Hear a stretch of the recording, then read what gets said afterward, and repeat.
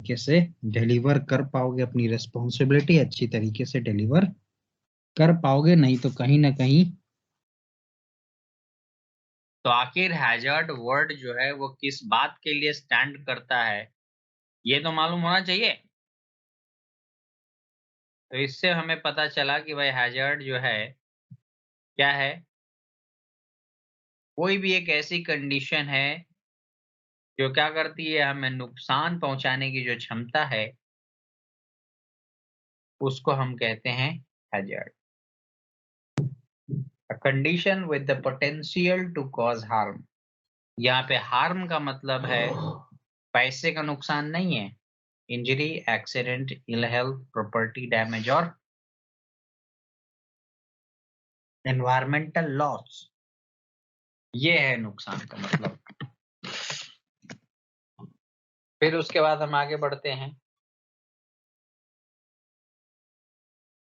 और बात करते हैं रिस्क। तो रिस्क कहता है दोस्त, लाइक्लीहुड। एक तो वर्ड आया कि यार लाइक्लीहुड है, एक वर्ड आया probability. likelihood, probability to cause harm in accordance with the severity of injury।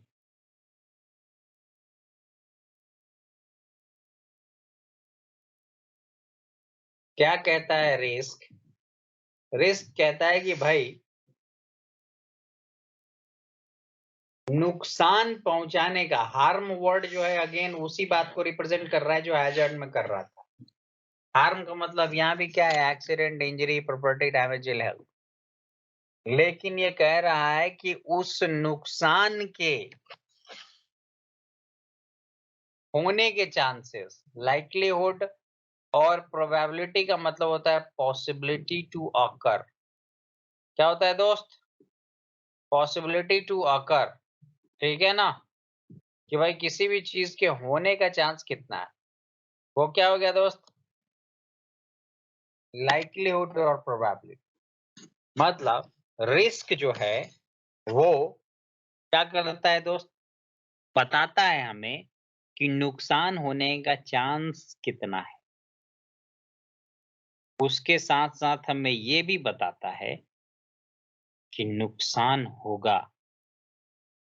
तो सेवियरिटी का मतलब होता है इम्पैक्ट, कंसिक्वेंसेस, परिणाम, लॉस, कि अगर नुकसान होगा तो कितना।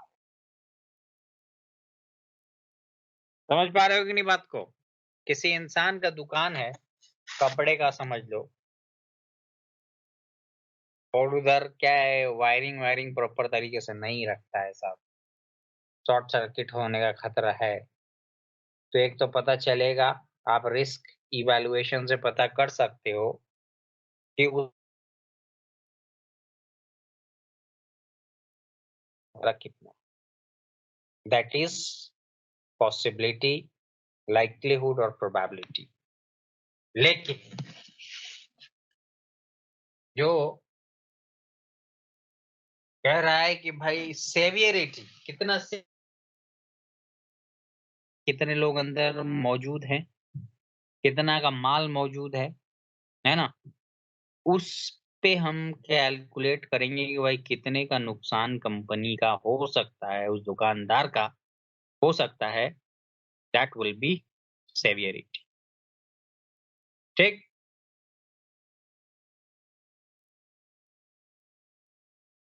आई बात समझ में मेरे? तो कहने का मतलब ये है, हैजर्ड हमेशा कांस्टेंट रहता है, या तो वो रहेगा या नहीं रहेगा। लेकिन रिस्क फ्लक्चुएट करता है। जहां एक्सीडेंट होने का चांस ज्यादा रहेगा वहां रिस्क हाई रहेगा, जहां एक्सीडेंट होने का चांस कम रहेगा रिस्क लो रहेगा। जहां ओवरऑल नुकसान होने का चांस कम है रिस्क लो रहेगा, और ओवरऑल नुकसान होने का चांस ज़्यादा है, तो रिस्क ज़्यादा रहेगा। लेकिन हैज़ार्ड कम या ज़्यादा नहीं रहता। हैज़ार्ड वाला येस और नो वाली बात, या तो रहेगा या नहीं रहेगा, बीच वाला कोई मामला नहीं है। लेकिन रिस्क में है, रिस्क को बढ़ाया घटाया जा सकता है। तो हमारा जो सेफ्टी मैनेजमेंट सिस्टम का जो प्रिंसिपल काम करता है, वो रिस्क को कम करने में बिलीव करता है। कोशिश तो रहती है कि भाई हैज़ार्ड को एलिमिनेट कर दे, लेकिन हैज़ार्ड एलिमिनेशन के लिए क्या होता है, या तो काम को बंद करो या काम ना करो, तो हैज़ार्ड नहीं रहेगा। तो देखते हैं कि भाई कभी-कभी काम को ना करने से काम अगर चल जाए, जैसे आदमी अगर सुबह में खा ले, दोपहर में अगर लंच स्किप भी कर दे तो कोई दिक्कत नहीं है, रात में खा लेगा, हो गया काम खत्म। एक टाइम नहीं खाएगा तो मामला खराब हो जाएगा, कमजोरी-वमजोरी आ जाएगी। समाज एक टाइम अगर इंसान ना खाए, या बहुत बार ऐसा होता है कि ब्रेकफ़ास्ट स्किप कर देता है लोग, लंच और डिनर पे काम चला लेता है। तो 1-2 दिन अगर नहीं खाएगा तो काम थोड़ी खराब हो जाएगा। तो वैसे ही कभी-कभार कोई ऐसा काम रहता है जिसको अगर इग्नोर कर दिया जाए, ना किया जाए, तो भी कोई मुश्किल नहीं है। तो उस सिचुएशन में हम काम को ना करते हुए हैज़ार्ड को कर देते हैं एलिमिनेट, ज़ीरो रिस्क। ना है बाँस, ना बजेगी बाँसुरी। लेकिन अगर काम होगा, तो काम होगा तो उसमें खतरा रहेगा ही रहेगा, हैज़ार्ड रहेगा ही रहेगा। हम हैज़ार्ड को एलिमिनेट नहीं कर पाएँगे वहाँ पे। तो वैसी सिचुएशन में हमारे पास एक ऑप्शन रहता है कि भाई रिस्क कंट्रोल करो। रिस्क कंट्रोल करने का मतलब है कि ओवरऑल नुकसान होने के चांसेस को कम कर दो, या ओवरऑल नुकसान को कम कर दो, कि अगर इन केस एक्सीडेंट होता भी है, तो ज़्यादा नुकसान ना हो। That is risk. उसका इम्पैक्ट, उसकी सेवेरिटी कम हो जाए। तो हमारा मैनेजमेंट सिस्टम जो है वो रिस्क मैनेज करता है दोस्त। सेफ्टी मैनेजमेंट में ज़्यादातर केसेस में हम क्या करते हैं? रिस्क मैनेजमेंट की बात करते हैं, तो इस बात का ध्यान रखना चाहिए। ठीक?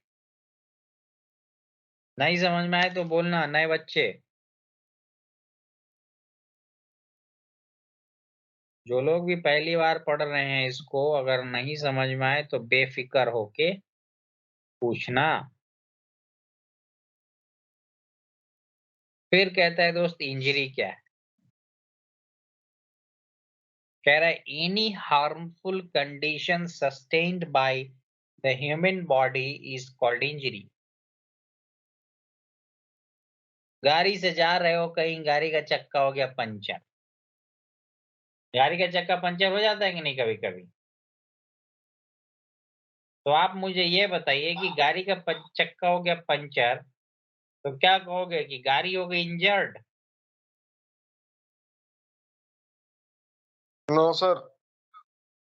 क्या कहेंगे? डैमेज कह सकते हैं, भाई गाड़ी डैमेज हो गई।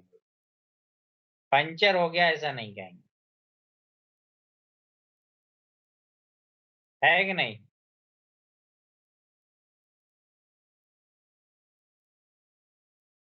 लेकिन अगर इंसान का हाथ फ्रैक्चर हो जाए, कट टूट जाए, तो उस सिचुएशन में क्या करेंगे दोस्त? क्या कहेंगे कि वो इंजर्ड हो गया। सर फूट जाए तो क्या कहेंगे? इंजर्ड हो गया। तो ह्यूमन के केस में, इंसान के केस में हम कहते हैं कि भाई इंजरी हुई है।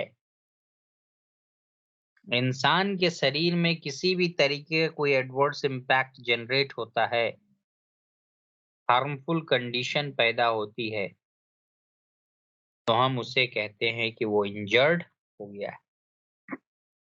तो ह्यूमन बॉडी के रिलेशन में इंजरी को प्रेफर किया जाता है।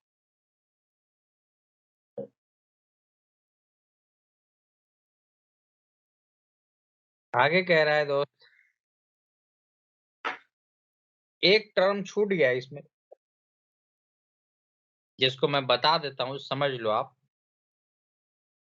कह रहा है एक्सीडेंट क्या होता है। दुर्घटना और एक्सीडेंट वर्ड आपने अगर न्यूज़पेपर पढ़ा है, तो ऐसा जरूर है कि भाई आप लोग न्यूज़पेपर अगर पढ़े हो कभी जीवन में, तो आपको मालूम होगा कि 50 बार तो दुर्घटना वर्ड लिखा रहता है उसमें। सड़क दुर्घटना में 10 लोगों की मौत, ऐसी दुर्घटना, वैसी दुर्घटना। आजकल न्यूज़पेपर पढ़ते हो कि नहीं तुम लोग?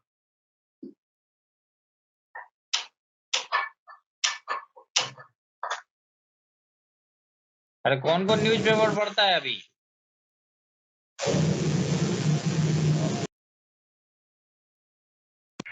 अंकुश, सर हम कभी कभी पढ़ लेते हैं। नाम बताओ जी अपना। सर। न्यूज़पेपर पढ़ते हो कि नहीं? No sir.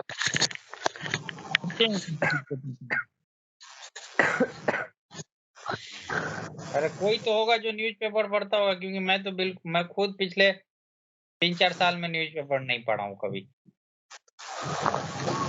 तो सब पढ़ने से फुर्सत ना मिलती अब तो किसी को। सारा का सारा खबर वैसे भी सोशल मीडिया पे आ जाता है आजकल। ऑनलाइन आ जाता है लाइव। आज तक देख लो सारा उसमें दिखा देता है। हाँ, बिल्कुल। तो न्यूज़पेपर नहीं पढ़ते, ठीक है। लेकिन जो है पहले जब न्यूज़पेपर पढ़ते थे, तो उसमें बहुत सारी दुर्घटनाओं के बारे में रहता था कि भाई जो है ये दुर्घटना हो गया, वो दुर्घटना हो गया, ऐसा-वैसा। वही एक्सीडेंट। या एक्सीडेंट को डिफाइन करते हैं, कहता है कि any unwanted, unplanned, improper occurrence which may lead to injury, property damage, loss to environment and sometime death is called accident. कोई भी अनवांटेड, अनप्लान्ड और इम्प्रॉपर घटना जिसकी वजह से इंजरी हो जाए, प्रॉपर्टी डैमेज हो जाए, गाड़ी से जा रहा है कोई, गाड़ी टक्कर लग गई किसी दूसरी गाड़ी से, हाथ पैर टूट गया, दैट इज इंजरी। गाड़ी टूट गया, दैट इज प्रॉपर्टी डैमेज। और किसी-किसी सिचुएशन में तो डेथ भी हो जाती है इंसान की, तो उसे हम कहते हैं दोस्त इंजरी, सॉरी एक्सीडेंट। ठीक है? तो ये डेफिनिशन एक्सीडेंट का भी याद रखना। आगे कह रहा है दोस्त, टाइप्स ऑफ एक्सीडेंट कितने टाइप के हैं, कल भी परसों भी मैंने बताया था आपको, एक बार फिर से मैं बता रहा हूँ। सर डिफिनीशन नहीं दिखाई दिया है सर। टाइप्स ऑफ किसका? डिफिनीशन एक्सीडेंट एक्सीडेंट का डिफिनीशन शो नहीं किया है मोबाइल पे। था ही नहीं तो क्या करूँ, इसलिए तो मैं अलग से बताया इसमें। लिखवा दूंगा मैं, ठीक है? अगला है यस हमारे sir. Pass types of accident में, एक है फर्स्ट एड इंजरी। ठीक? फर्स्ट एड इंजरी में क्या रहता है कि नॉर्मल सा इंसान का एक्सीडेंट हुआ और थोड़ा सा ट्रीटमेंट किया और आधे घंटे के बाद वो वापस काम ज्वाइन कर लिया, 1 घंटे बाद काम ज्वाइन कर लिया, तो उसे हम कहते हैं फर्स्ट एड इंजरी। वो भी एक तरीके का एक्सीडेंट ही। उसके बाद है non loss time accident. Non loss sir time है थोड़ा वो एक्सीडेंट। यस, थोड़ा थोड़ा जूम जूम कर दीजिए सर। जूम कर दूं? जी जी। ठीक है,